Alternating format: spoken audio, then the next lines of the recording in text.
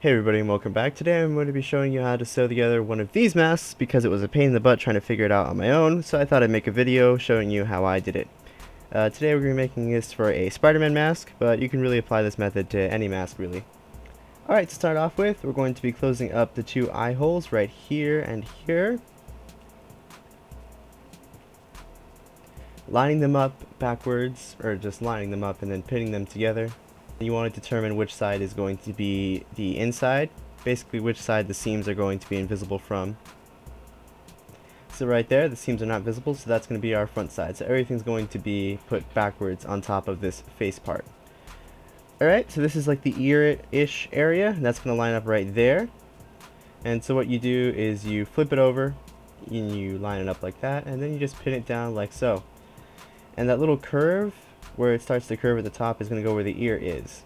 Next we're going to fold the mask in half, we're going to find the middle point, and we're going to line up the back of the head part right there. Same thing, flip it over, line it up, and pin it down. And then once you have that done together,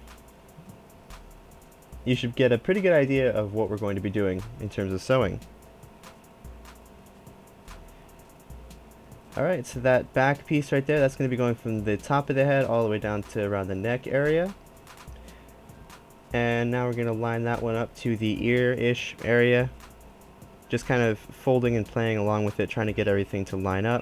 Again, folding everything, yeah.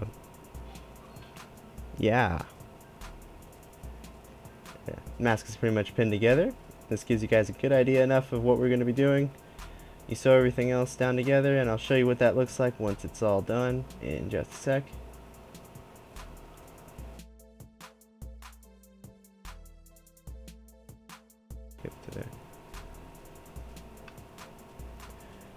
Alright, so this is the mask all sewn together. I had to go back at it again. Right now it's just hand sewn, otherwise it wouldn't have these. Yeah, we had the two back pieces right there, and then we have the earish piece, and then the face part right there. Yeah, so that's the Raimi style mask, I'm pretty sure. I haven't seen that pattern before, so I guess we can call it the Raimi style mask. And right now I'm going to try it on for you guys. So here's what it looks like on. It does need a little bit of tightening. It would be good if I had a mannequin head, but I don't, so, you know, trial and error. Anyway, go out there and make your own.